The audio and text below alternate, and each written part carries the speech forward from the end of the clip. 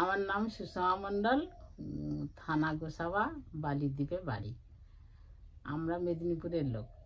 আমাদের এই বছরে অঘ্রাণ পৌষ মাস এলে আর বৃহস্পতিবার বিশেষ করে হলে আমাদের রাত্রে করে পিঠা খেতে হয়।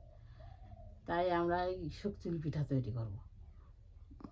যে চাল ভিজিয়েছি, আর এই চাল আবার ওই আগে ছিলে বাটতাম, এখন মিক্সচার হয়েছে বলে মিক্সচারে পেশাই করে নিয়েছি। আর এই মিক্সচারে পেশাই করলাম, তারপরে নারকেলটাকেও মিক্সচারে পেশাই করে নিয়েছি। ছোটো ছোটো করে কেটে নিয়েছি আগে নারকেলটা, সেইটাকে আবার মিক্সচারে পেশাই করে নিয়েছি।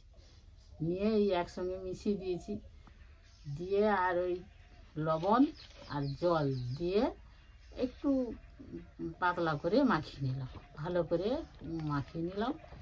নিয়ে এবার উনান জ্বালালাম, উনান জ্বালিয়ে কড়াই বসিয়ে দিয়েছি। দিয়ে এই কলার ডাকচা কেটে আমরা ওই আগাটা থেতো করে নিয়েছি। দিয়ে ওই বাটিতে তেল রেখেছি, ওই তেল ওই ডাকচায় করে নিয়ে কড়াই মাখিয়ে দিলাম। দিয়ে ওর ভিতরে ওই ডাবুতে করে ওই যে চালের নরমটা তৈরি করেছি, ওই নরমটাকে ঢাললাম। ঢেলে একটু গড়িয়ে গোল করে নিলাম। নিয়ে ওই একটা থালা চাপিয়ে দিলাম। একটু পরে দেখুন এই পিঠা হয়ে গেছে। এইটা নিয়ে আবার রেখে দিলাম।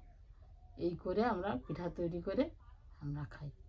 আর এখন তো খেজুর রস গাছ কাটছে, খেজুরের গুড় হচ্ছে, খেজুর গুড় বা আখের গুড় দিয়ে খেলে খুব সুন্দর লাগবে এই শুকচুলি পিঠা। আপনারাও খেয়ে দেখুন, করে দেখুন, খুব ভালো লাগবে আর সুস্বাদুও বটে।